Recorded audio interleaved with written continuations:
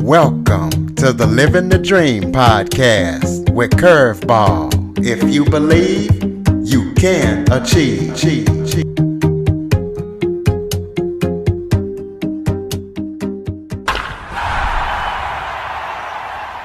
Welcome to the Living the Dream with Curveball podcast, a show where I interview guests that teach, motivate, and inspire.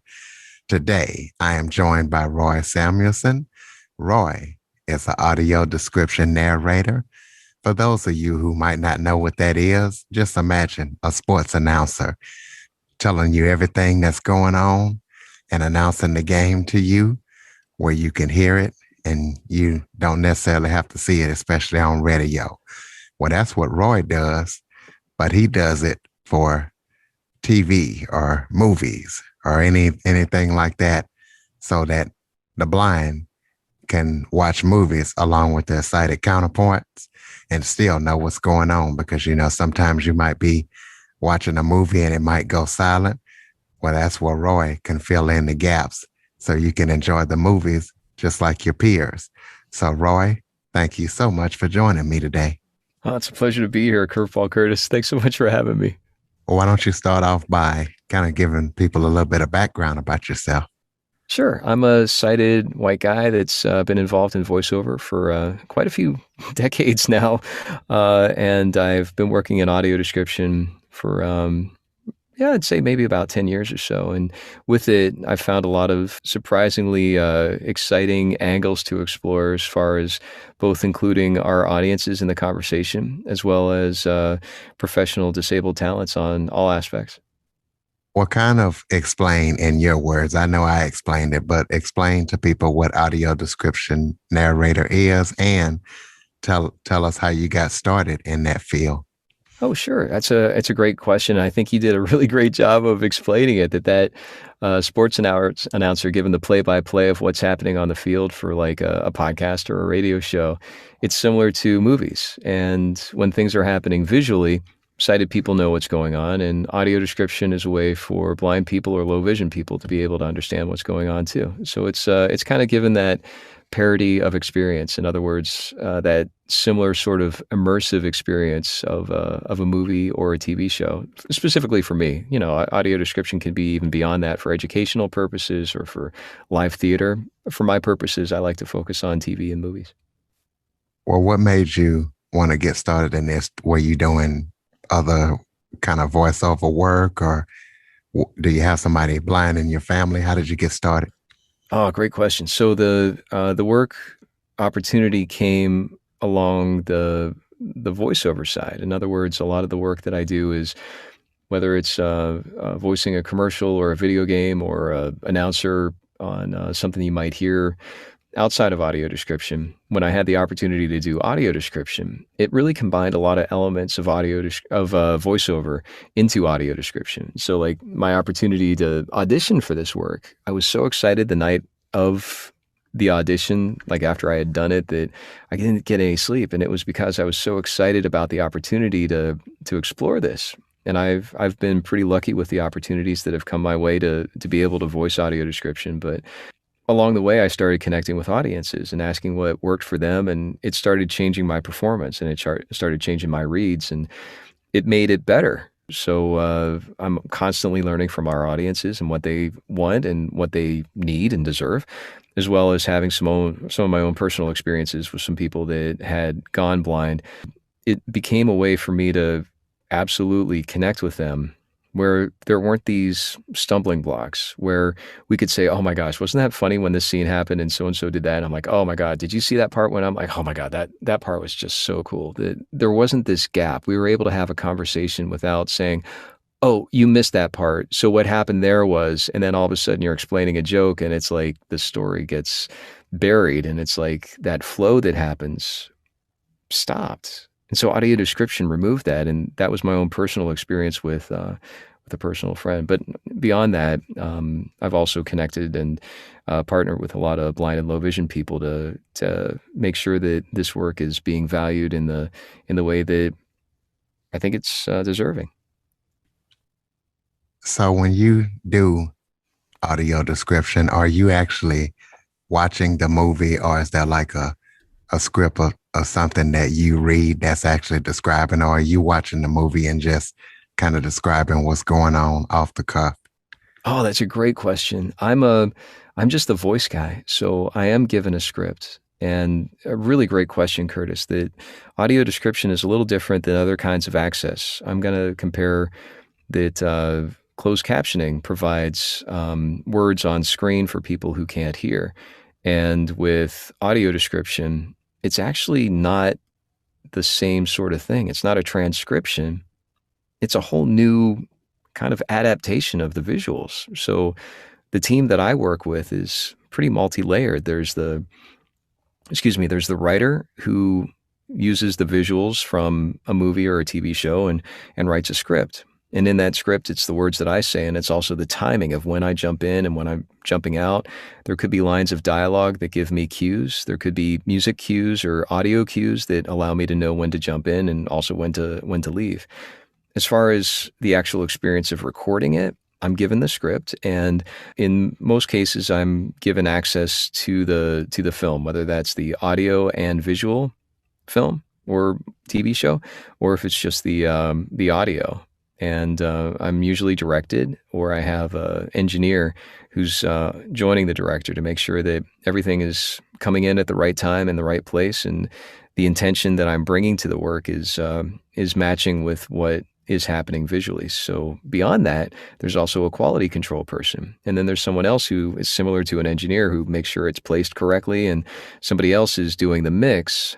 And I like to explain the mix to be, if you ever have to fiddle with your volume up and down to try to make it sound just right, the mix is the person who prevents that from having to keep on fiddling with that volume. That's the mix. So that's a team of like 7 or 8 people that are creating the audio description track. And I'm just doing that one aspect of it, which is reading the script into a mic. So basically, anybody, even a blind person, could, I would think, do audio description if you're just reading the script. It's just knowing where, because technically you could use some audio editor and drop it in. Am I correct on that? Oh, on 20 different counts, you're correct, Curtis. I think one of the cool things about audio description is that it was created for blind people by blind people. That a lot of sighted people like myself are going into this work, and it's important to make sure that blind professionals are included. And there are blind professionals that are included in many aspects of this. In addition to professional voice talents who are blind or low vision, there's also quality control check people that have an understanding, not just from experience as an audience member, but also that critique of making sure that the characters are consistently named, or that there's a flow to the story. There's the engineer. I know several blind engineer. My own podcast has a blind engineer that I pay to make sure that all the mistakes that I make when I'm interviewing someone is edited out. There are many aspects of professional talents who have disabilities that can be included in this. And I think especially with audio description, that those voice talents who know what they're doing, there's really no excuse, especially with the changes that are happening technologically as well as culturally when it comes to including performers with disabilities. So it's a really exciting time. Well, the reason why I asked that question, because I am an editor, radio DJ, and trying to get into voiceover as well. Oh, it's a multiple aspect there, Curtis. You've got like 2 check boxes right there. Absolutely. Well, speaking of your podcast, let us know about your podcast and how we can listen. Oh, sure. It's on theadna.org. That's the Audio Description Network Alliance, theadna.org. And on the podcast section, I've got interviews with over 100 professional audio description talents, whether it's the voice talents, both blind and sighted, or engineers, quality control people, the directors, and writers. And writers really make up the bulk of the audio description work, as you can imagine. So it's a resource that people can use to learn more about audio description and some of the nuances that each person brings to it through different approaches. It's really exciting when we can have that nuanced conversation where one person might say something differently than someone else, and it really emphasizes that there is no one size fits all when it comes to audio description. There's a lot of different subjective approaches, just like some people might have their favorite kind of movie that they like. Some people also have their own way of approaching audio description. It's been a real enjoyment to explore that, as well as amplify these professionals that bring such care and quality to the work that they do in audio description. What kind of places can people expect, or what kind of things or movies or TV shows, or what kind of places can people expect to find audio description? Oh, great question, Curtis. So, when it comes to accessing audio description, there are so many different ways. Let's start with movies at the theater. Assuming that theaters are opening up, there's special devices that are at the movie theater that's similar to enhancing the audio. In other words, turning up the volume. There's a special audio track that you can put on a headset and turn on the audio description. There's also a service that's called Spectrum Access. And whether you have an iPhone or an Android device, you can download the audio description ahead of time, go into the theater and turn on the device, the app, use your own headphones, and it'll sync up and it'll time it out so that you'll be listening to the audio description in your ears on your own device and the film's going on in front of you. There's also TV shows that have audio description too. There's also Spectrum Access for those TV shows, as well as the SAP channel if you're watching on broadcast television. So if you've got antenna ears or I guess cable channels, there's a way to turn on the SAP channel. It's a secondary audio program channel. That can get kind of clunky. I know that there's Xfinity. If you have Xfinity, you can just hold down the microphone and say, turn on audio description, and it'll do it. But my favorite is the streaming services. So whether it's Apple TV Plus or Hulu or the popular Netflix or Amazon and Disney Plus, as well as some others that I'm just neglecting to say off the top of my head. But each of those, once you start playing a TV show or a film, you can touch the screen or swipe down depending on the device you're watching, and you can turn on the audio description that way. And it's I really am excited about the opportunities with streaming, in that you can turn on audio description and it just remembers it. It's just a default setting. You can turn it off if you want. And being able to listen to audio description can be great for not only blind and low vision friends, but also friends and family watching at the same time. I know a lot of sighted people have been using it for cooking, or when they're rummaging around the house, or if they're going on a long drive. There's a lot of ways for audio description to be used for sighted people. Well, how would a person know if their movie theater, let's say somebody said, I want to go watch the new Space Jam. What's the ways that people can find out whether or not their movie theater offers audio description, and how to access it, or in what ways they might offer it? Oh, that's a great, you're doing all these great questions, Curtis. This is so much fun. So the movie theaters usually have a logo called AD.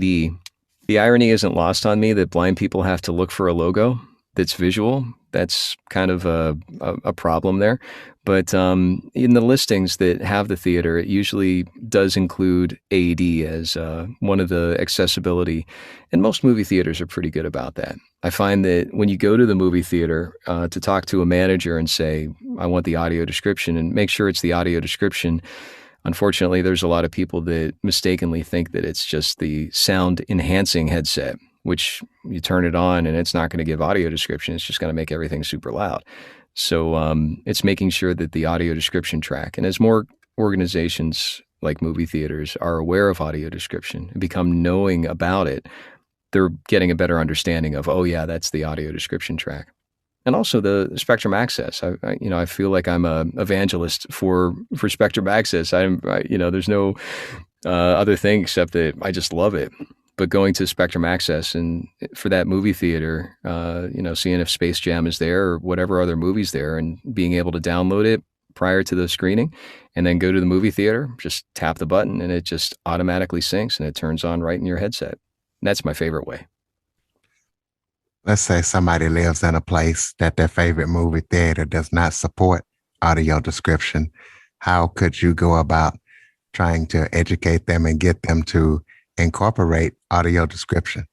Great. Yeah, I think there's it's obviously having a conversation. I find that when people don't know, that there's a real fear of, oh, I'm going to do it wrong, when actually it's just providing access, and it's going to help them out for the opportunity of getting even more people to come to their theater, especially now that things are starting to open up again, that theaters are looking to get more access and more opportunities to bring in people to the seats and pay for seeing the screening. So they're probably got to be a lot more motivated now than they might have been a few years back. And so it's having that conversation and saying audio description is so blind people can watch movies. And what it is it requires a certain headset, or you can use the app like Spectrum Access, and to really market to them and say, make sure that your films include audio description. Most of the films that come out do have audio description. And once the system is in place for the movie theater to be able to get the track included, it becomes almost a normal part of their process. That first time, it's a little confusing and new, and it might take a little bit of time to figure out how to do it. But once it's up and running, it's great. There was an interview with Everett Bacon who talked about bringing audio description to a Utah film festival, and how he did it was going straight to the top. So if there's a problem with a local theater and they don't provide audio description, it's worth asking to speak to the person who's in charge and make sure that they understand the value that is going to be brought with audio description. That kind of conversation isn't about shaming them into doing something that they have to do. It's more about providing them the opportunity and the education. I love to bring people to the audio description project at the American Council for the Blind, of the Blind. I'm so sorry, American Council of the Blind. And ACB provides a website with all kinds of resources for how to access audio description. Well, let's talk about that project and tell us what people can expect if they go to that site and give that site out for. We might have somebody listening that's in charge of audio description somewhere. Sure, if you go to Google and audio description project, the actual website is now adp.acb.org.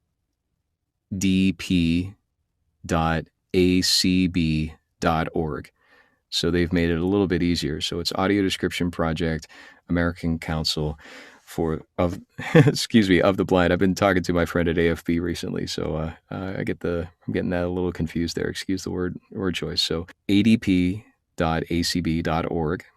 and the resources there are so incredible. It's the website is pretty thick. There's pages for all the different streaming services. There's pages for films. There's the titles that have audio description. There's interviews.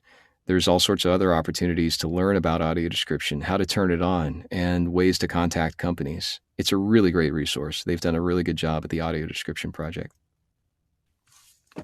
So tell us how, if somebody wanted to get involved in audio description, what steps should they take to be able to have a chance to work in that field? Oh, that's great. I think that in if someone's approaching a new field, I think this works for pretty much anything, not just audio description. If there's a way to learn about it, to learn about what people who are doing it are doing. So sighted or blind, if someone wants to listen to some of the podcast episodes, I think that that's a really great place to start. There's a Facebook group that I founded with my friend Kevin called Audio Description Discussion. And if you Google it, it's Audio Description Discussion group on Facebook. It's anybody can access it. There's no restrictions.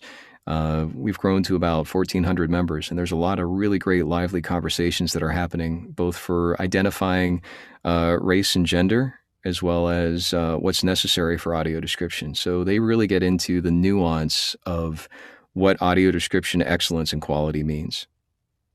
I think there's some other opportunities too with other podcasts. There's one called Talk Description to Me, and it's based out of Canada, and they do audio description for current events. So learning about the different things that are happening that's visually based, and to understand what's really happening. I find that podcast great. There's Picture This with Carl Richardson and Brian Charlson. There's a bunch of different podcasts called Picture This, but the one with Brian and Carl is the one to go to. And those are some really great interviews. Thomas Reed of Read My Mind Radio, he's doing an immersive, his podcast is just great, hands down. But he's doing a flipping the script on audio description series where he makes sure that not only blind people, but also different people of color, as well as other underrepresented groups are included in the conversation. It's a really spectacular podcast. I know I'm forgetting some other podcasts here, so those are going to hit me soon. But those are some great places to start.